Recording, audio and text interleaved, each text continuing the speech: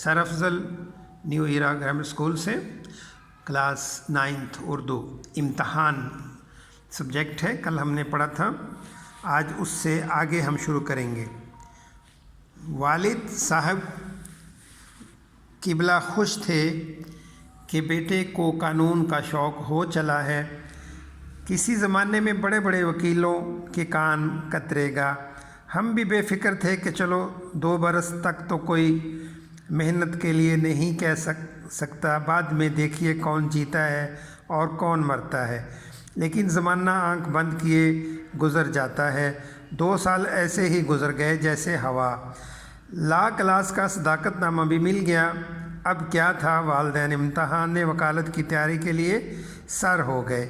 मगर मैं भी एक ज़ात शरीफ हूँ। एक बुढ़िया और एक बूढ़े को धोखा देना क्या बड़ी बात है। मैंने तकाज़ा किया कि अलहदा कमरा मिल जाए तो मेहनत करूँ। बाल बच्चों की गड़बड़ में मुझसे कुछ नहीं हो सकता। चंद रोज़ इसी हीले से टाल दिए, लेकिन ताब के बड़ी बी ने अपने सोने का कमरा खाली कर दिया। अब मैं दूसरी चाल चला। दरवाज़ों में शीशे थे, इन पर कागज़ चिपका दिया। लैंप रोशन करके आराम से 7 बजे सो जाता और सुबह 9 बजे उठता। अगर किसी ने आवाज़ दी और आँख खुल गई तो डांट दिया कि ख्वामख्वाह मेरी पढ़ाई में खलल डाला जाता है।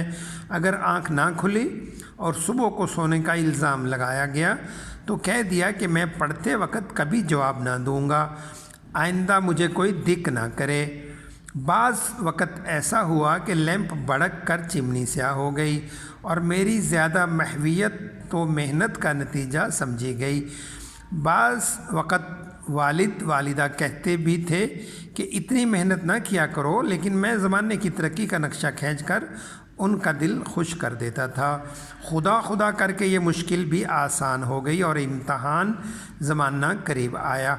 मैंने घर में बहुत कहा कि अभी इम्तहान के लिए जैसा चाहिए वैसा तैयार नहीं हूँ, लेकिन मेरी मसलसल हाज़री, ला क्लास और शबाना रोज़ की मेहनत ने उनके दिलों पर सिक्का बिठा रखा था। वो कब मानने वाले थे, फिर भी एहतियातन अपने बचाव के लिए उनसे कह दिया कि मैं फ़ेल हो जाऊं तो इसकी ज़िम्मेदारी मुझ पर ना होगी, क्योंकि मैं अपने आप को अभी इम्तहान के काबिल नहीं पाता। लेकिन वालिद मुस्कुरा कर बोले, इम्तहान से क्यों डरते जाते हो, जब मेहनत की है तो शरीक भी हो।